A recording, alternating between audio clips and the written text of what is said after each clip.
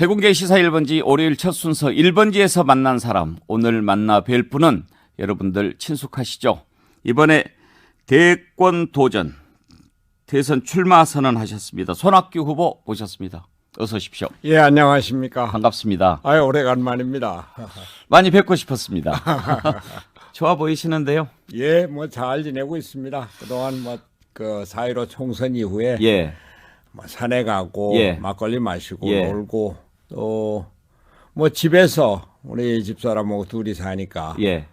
뭐 밥 먹고 나서 설거지도 하고 청소도 하고 쓰레기도 치우고 빨래도 널어주고 뭐 편안하게 한가로운 생활을 지내고 있었습니다. 제가 대표님 그때 강진 만덕산에서 계시다가 내려오신 뒤로 첫 번째 인터뷰를 했던 기억이 나는데요.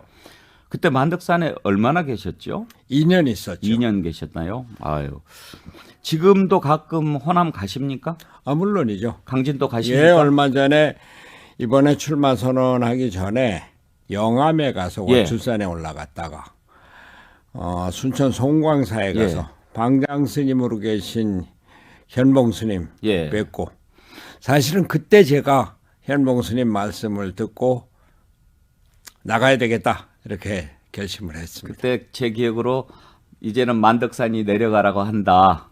그러면서 이렇게 내려오실 때 특히 기억에 남는 게 그 해우소를 이렇게 좀 유심히 바라보면서 사진도 찍고 예. 그러셨어요. 그리고 강아지를 그때 2마리인가? 네, 그렇습니다. 네, 키우셨는데 왜 그때 해우소에 유독 그 애정을 표하셨습니까?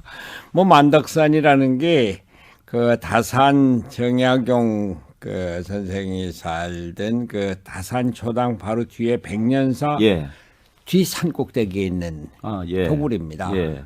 그런데 거기서 보면은 이제 강진만이 보이고 또 장흥이 바로 보이고 그러는데 자연을 벗삼아서 살았죠. 제가 청산별곡을 여러 개 하는데 청산은 그 욱할손 사시장철 푸르고야 흰구름 쉬어가니 낙낙장성 좋을시고 이제 이 노래를 부르는데 예. 그 뒤에는 2절이 자꾸 뭐 그 나올 때쯤 되니까 예. 산모로 익을 때면 등진 세상 그립고야 청산아 잘 있거라 저 구름아 너도 가자 이 노래를 자꾸 부르게 되더라고요. 감사합니다. 아주 좋습니다. 예, 예, 예. 야, 뜻하지 않게 또 우리 대표님 노래도 이렇게 듣게 됐는데 지금 너무 오랜만에 뵈서 반가워서 이런저런 이야기 계속 하고 싶고 옛 추억에 잠기고 싶습니다만 이제 그럴 때는 아닌 것 같고 대선 출마 선언한 지 보름이 지났지 않습니까? 이제 딱 오늘 2주일째입니다. 예. 사실 대선 출마 선언하실 때 많은 사람들이 그래 정말 여기도 찍기 그렇고 저기도 그렇고 찍을 사람 없는데 잘 됐다. 대통령감 한 분 나왔다. 이런 생각하면서 확 모일 거라고 생각한 분들이 많았을 거예요. 그리고 사실 저희 정치부 기자 시절에 대통령감 1위 하면 항상 손학규 대표님이셨어요. 제가 부끄럽죠. 그런 기자들, 뭐 교수들의 기대를 제대로 부응해드리지 못하고, 뭐 대통령에 대한 정치인으로서는 실패를 한 거죠. 물론 제가 정치를 하면서 뭐 사선의 국회의원을 하고 보건복지부 장관을 하고 뭐 경기도지사를 하고 뭐 한 일 많습니다. 예. 뭐 기억나는 일도 많고 보람도 많이 있고 뭐 대표적으로 판교 테크노밸리 같은 것은 예. 뭐 4년 동안 애써서 하고 그게 지금 그 7만 5천 명을 고용하고 예. 매출이 70조가 넘는다고 그래요. 하여튼 그렇게 산업의 예. 기반을 마련하고 이런 것들이 특히 기억에 남는데 대통령 선거라고 하는 것은 뭐 뜻만 갖고 되는 게 아니더라고요. 소위 예. 공학적인 기술 또 뭐 조직적인 능력 이런 것들이 필요한데 그게 제가 잘 안 된 것 같아요. 쭉 돌아보시면 대통령은 하늘이 내리는 것 같습니까? 그렇습니다. 이제 아까 제가 현봉 스님 말씀도 드렸지만 제가 뭐 이러이러한 뭐 그건 뭐 나중에 말씀드리겠지만 대통령에 나갈까 하는 생각을 예, 하고 예. 있습니다. 그랬더니 깜짝 놀라시더니 제가 대통령 지금 나간다는 생각을 하니까 가만히 계시다가 대통령이 되고 안 되고는 하늘의 뜻이니까 거기 맡기되 그러나 그런 생각을 갖고 있으면은 나가서 얘기를 해라. 세상 사람들에게 큰 소리로 외쳐라. 그런 말씀을 해주세요. 그래서 맞다. 되건 안 되고는 그건 하늘의 뜻이지만 내게 맡겨진 역사적 소명을 다 해야 되겠다. 이런 생각으로 나왔습니다.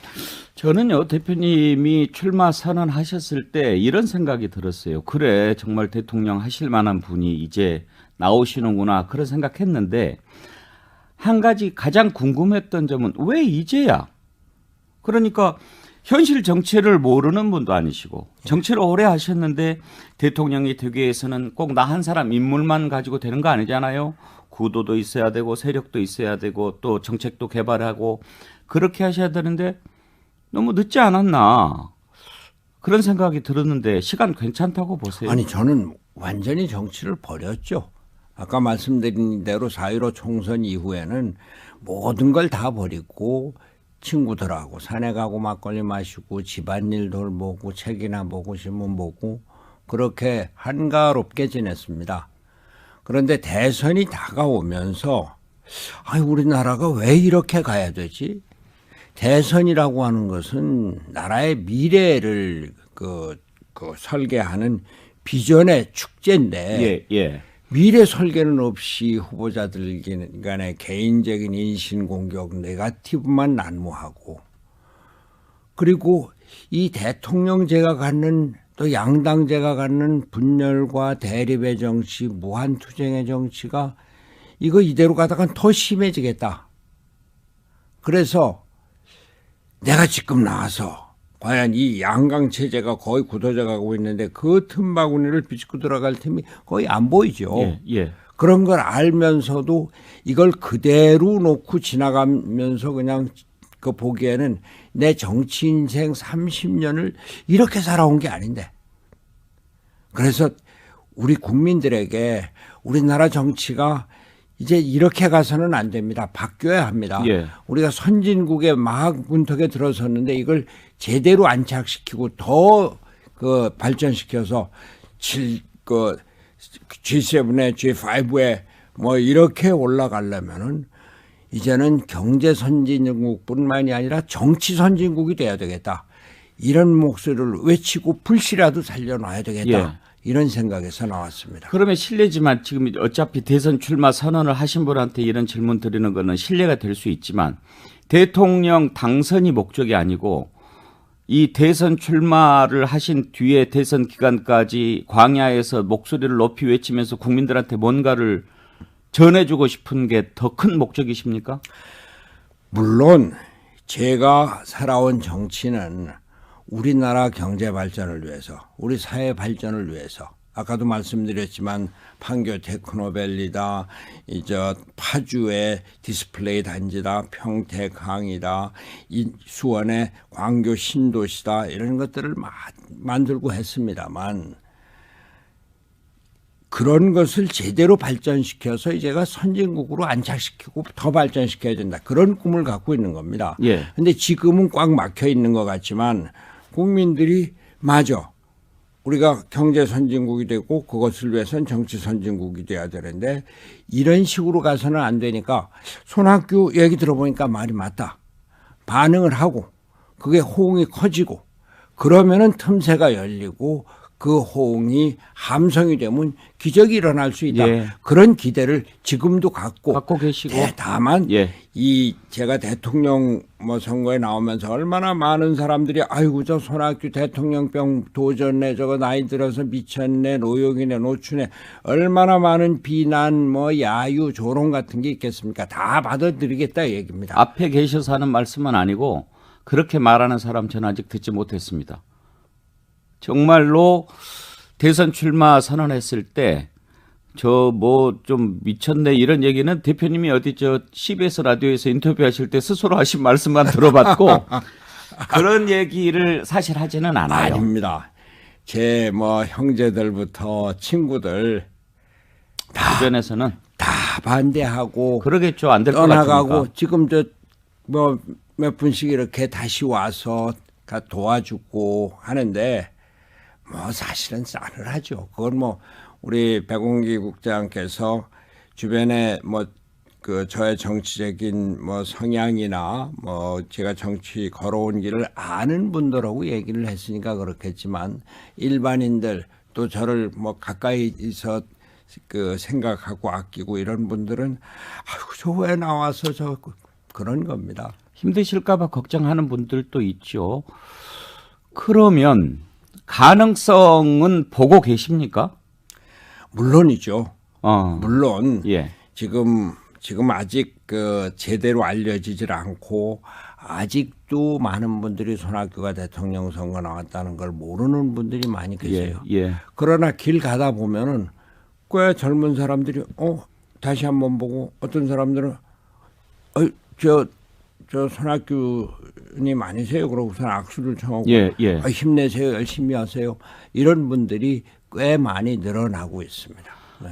죄송한 말씀인데 만약에 선거운동 하면은 이렇게 뭐 옆에서 도와주고 그럴 사람들이 많이 있습니까? 지금 차는 어떻게 직접 운전하세요? 아니면 아니 제가 4.15 총선 후에 예. 차 뭐 운전기사 비서 다 없애고 그러니까요. 버스 타고 전철 타고 소위 그 어르신 교통카드 노인 교통카드로 예. 뭐 버스 타고 전철 타고 다니는데 이번에 제가 출마하겠다고 하니까 순천에 사는 오래된 제 그 지지자가 예. 기술 노동자 기술 자영업자입니다. 자기 카니발을 끌고 어. 진주에 있는 또 다른 지자를 데리고 예. 서울로 올라와서 지금 그분들이 운전을 하고 수행을 하고 있습니다. 아이고. 누구지 모르지만 감사한 일입니다. 예.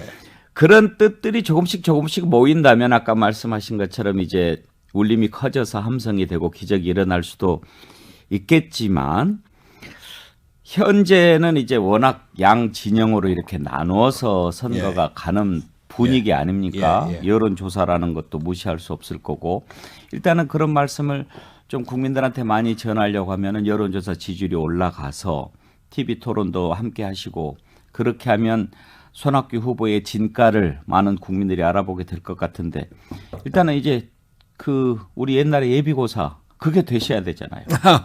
뭐 지금 열심히 노력하고 있습니다. 예. 오늘 이렇게 백운기 선생께서 여기 초청을 해주셔서 KBC에서 광주 전남 지역을 중심으로 전국에 예. 제 말씀을 드릴 수 있는 것 이런 것들이 아주 훌륭한 홍보 기회죠.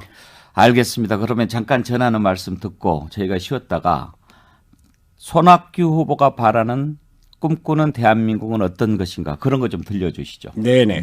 네, 백운기의 시사 1번지에서 만난 사람 오늘은 대선 출마 선언을 하신 손학규 전 바른미래당 대표 손학규 후보 만나고 있습니다. 저녁이 있는 삶 얘기하신 게 2011년 총선 때인가요? 대선 때인가요? 대선 때입니다. 대선 때 하신 거잖아요. 네네. 그래서 문재인 후보가 나중에 그거 좀 갖다 써도 되냐고 물어보기도 했는데 사실 저녁이 있는 삶 말씀하셨을 때 참 많이 설렜어요. 그리고 제가 지금까지 들어본 선거 캐치프레이즈 가운데는 단연 넘버원이고요. 혹시 지금도 그걸 계속 갖고 가십니까? 물론이죠. 근데 그때 사실 조금 빨랐던 느낌이 들긴 했습니다. 예. 제가 그 김대중 대통령께서 정치인은 일반 대중보다 반발자국만 앞서가라. 너무 앞서가면은 따라오질 못한다. 그런데 그런 뭐 아쉬움이 있습니다. 근데 지금 우리나라의 주 52시간제 예. 또 최저임금 뭐 상당히 급격하게 했는데 기본 취지는 다 좋습니다. 제가 워낙 노동운동, 빈민운동을 지향했던 사람이고 그러니까. 근데 이걸 그 유연하게 단계적으로 또 경우에 따라서는 선별적으로 조금 뭐 유예를 한다든지 이런 게 있어야 되는데 그냥 한꺼번에 배낭 가네요. 그러니까 저녁이 있는 삶을 시간만 갖고 선언하는 게 아니라 예. 그걸 누릴 수 있는 경제적인 여유가 맞습니다. 있어야 되지 않습니까? 그거를 공급할 수 있는 그 공급자들, 기업 생각도 좀 해줘야죠. 그래서 지금 이게 경제가 어려워지고 또 노동자들, 서민들은 뭐 과외 수입이 더 줄어서 뭐 투잡이다, 쓰리잡이다 이러는 건데 그러나 저녁이 있는 삶이라고 하는 우리가 그 복지국가에서 행복한 가정생활 또 미래를 설계하는 자기 개인의 삶 이런 건 계속 우리가 만들어 나가야 예. 되죠. 예. 저는 뭐 빨랐다고 한 반 걸음보다 더 앞서갔다고 생각하지는 않습니다. 만약에 그때 대통령이 되셨다면 그런 성찰 속에서 우리 국민들이 저녁 있는 삶으로 갈 수 있도록 다른 여러 가지도 같이 손 보셨을 거라고 믿으니까요. 그렇죠. 예. 그게 이제 산업 기반, 특히 지금 4차 산업혁명 시대에 과학기술 혁명을 그 산업으로 연결시킬 수 예. 있는 이러한 바탕 인프라를 국가에서 깔아주는 게 정부의 역할이고 대통령의 일입니다. 예. 이제는 과거와 달리 정부가 모든 것을 앞서서 이끌어 나가고 기술도 정부가 공급하고 이런 게 아니고 민간 기업의 기술 발전이 얼마나 큽니까? 또 민간 기업이 우주 여행까지 지금 하고 있는 이런 상황에서 예. 우리가 지금 해야 될 것은 이제 제대로 된 과학기술혁명 시대의 선진국을 제대로 만들어 나가는 것이다. 예. 그것이 국가의 가장 중요한 비전이다 이런 생각을 하고 그걸 제가 하겠다 이런 생각인 겁니다. 지난번에 이제 저녁 있는 삶을 슬로건으로 내걸고 대선 출마를 하셨는데 이번에는 물론 이제 여러 가지 공약이 있으실 겁니다. 그리고 기회가 되면 또 앞으로 또 나와서 네네. 들려주세요. 그런데 가장 눈에 띄는 게 대통령제 폐지를 공약으로 그렇습니다. 내걸으셨더라고요. 대통령이 되겠다고 하시는 분이 대통령제를 폐지하겠다라고 하니까 약간 그렇습니다. 아이러니하긴 한데 무슨 말씀인지는 좀 알 것 같고 설명을 한번 좀 해주시죠. 한 말씀으로 예. 개헌을 우리나라 지금 대통령제 양당제 체제에서 대통령의 도움 아니면은 대통령의 주도 없이 개헌이 가능하다고 생각하십니까? 아니거든요. 예, 예. 지금 국회에서 내각제 개헌이다 또는 이원 집정부제 개헌이다 아니면 대통령제를 청와대로 확실하게 권한을 내각으로 위임하는 뭐 여러 가지 개헌에 대해서 생각하는 분들은 국회의원의 반, 3분의 2가 넘을 겁니다. 예. 근데 말 한마디 안 나오지 예. 않습니까? 대통령의 개헌을 거부하기 때문입니다. 그래서 그러한 정치 제도의 개혁을 위해서는 대통령이 나서서 해야 된다. 그러니까 대통령 돼서 내가 예. 개헌을 주도하겠다. 예. 그런 겁니다. 물론 문재인 대통령도 대통령 되기 전에 개헌을 얘기를 했고 또 그전에는 내각제 개헌도 얘기를 했었는데 대통령 되고 나서 개헌안을 국회에 제출했는데 내용이 그것은 권력 구조의 진정한 개편을 위한 개헌이 아니었습니다. 4년 중임제 대통령, 4년 중임제 잘못하면은 첫 번째 4년은 다음 재선을 위한 선거운동밖에 안 되는 거거든요. 예. 그래서 내가 대통령이 돼서 이제 권력이 대통령한테 집중되는 것이 아니라 의회가 권력의 중심이 되고 여러 당이 협의를 하고 합의를 해서 이루어지는 합의제 민주주의를 하자. 유럽과 같은 다당제 연립정부를 그 바탕을 우리가 헌법을 통해서 만들어 나가자. 그런 생각에서 내가 대통령이 되면은 예. 대통령제를 없애는 마지막 대통령이 되겠습니다. 이렇게 공약한 겁니다. 그러면 문재인 대통령도 임기 내에 개헌을 하겠다고 공약을 걸었는데 지금 결국은 못하고 있지 않습니까? 왜 못한다고 생각하십니까? 개헌 의지가 없는 거죠. 왜 의지가 없다고 생각하십니까? 대통령이 되니까 대통령 권력이 좋은 거 아니에요. 그러면 자기가 임기 안에 개헌을 하려고 하면 본인의 임기를 좀 잘라내는 그런 결단을 각오도 해야 해야죠. 되는데 그런 그럴 생각이 각오도 해야죠. 있으십니까? 그러면요. 아. 대통령이 돼서 나한테 가장 중요한 것은 지금은 우리 경제 선진국 이렇으니까 이것을 제대로 유지하고 발전시키기 위해서 정치 선진국으로 가야 된다. 그것을 위해서 개헌을 하는데 그 개헌에 필요하다면은 대통령의 임기를 국회 임기하고 같이 해서 대통령의 권한을 국회에 넘기고 국회가 새로운 정부를 구성할 수 있도록 그런 각오는 해야죠. 그러면 대통령제 폐지만 공약으로 이렇게 강조하실 게 아니라 대통령제를 폐지하고 나는 대통령 임기를 얼마까지만 하겠다 이렇게 하시면 더 임팩트가 있지 않을까요? 그런데 저는 그런 생각 얼마든지 할 수 있습니다. 근데 자칫 소위 요즘 우리가 얘기하는 포퓰리즘이지 않습니까? 포퓰리스트 같은 소위 그 얄팍한 공약이 될 것 같아서 그런 얘기까지는 내놓지 않았습니다. 근데 대통령이 되면은 대통령의 권력이 이게 좋거든요. 그리고 또 아니 좋다는 게 단순히 무슨 기호로 좋은 게 아니라 내가 좀 더 해보고 싶다는 생각으로 일례로 지금 우리 코로나가 창궐 하고 있는데 질병관리본부를 질병관리청으로 승격을 시켰어요. 예. 그러면 거기다 모든 걸 맡겨야 됩니다. 근데 대통령이 내가 하겠다고 방역기획관을 임명을 했습니다. 질병관리청장 위에 상관이 생긴 거예요. 그러니까 대통령이 모든 걸 자꾸 그 안으로 끌어넣으려고 합니다. 대통령이 일자리를 많이 만들겠다고 하면서 일자리 수석 자리를 만들었어요. 일자리 수석이 왜 필요합니까? 일자리는 기재부다, 고용노동부다, 산업자원부다, 이런 데서 해수부다, 이런 데서 각자 자기들이 관장하는 산업을 발전시켜서 산업에서 일자리가 나오는 건데 일자리 수석 만들어서 결국은 단기 일자리, 정부의 일자리, 노인 일자리 이런 것밖에 안 되지 않습니까?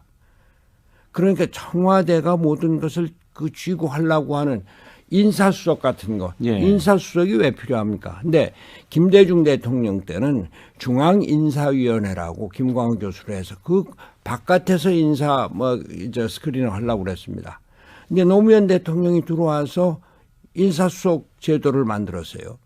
근데 인사수석이 제도라는 게 각 부처의 인사권을 청와대가 갖고 가는 거거든요. 그래서 대통령의 권한이 이렇게 강화가 되는 것이 결국 내각과 장관들이 제대로 일을 못하게 하고 그렇게 되니까 제대로 일을 못하니까 창의적이고 또 발전적인 국가 정책이 나오질 못하는 겁니다. 이제는 대한민국은 대통령제는 바꿀 때가 됐다. 이렇게 확신하시는 거군요. 그렇습니다. 대통령제 표본이 미국인데 미국은 의회주의 우위에 대통령이 서 있습니다. 그런데 미국도 대통령이 자꾸 커지려고 하는 거예요. 그 대표적인 게 트럼프 아닙니까? 알겠습니다, 대표님. 벌써 시간이 30분이 다 돼가지고 다음에 한번 또 제가 모시기로 하고요. 네네. 끝으로 지금 유튜브에 아까 대표님 노래 듣고 그 노래 제목이 뭔지 가르쳐달라는 질문들이 막 올라와가지고. 청산별곡인데. 청산별곡. 청산별곡이 여러 가지 있는데 제가 대학교 때 선배한테 부른 노래로 그 출처는 저도 잘 모릅니다. 알겠습니다. 오늘 여기까지 하고요. 다음에 또 뵙도록 하겠습니다. 네네, 감사합니다. 감사합니다. 대선 출마 선언을 한 손학규 후보 만나 뵙습니다. 잠시 후 2부에서 뵙죠.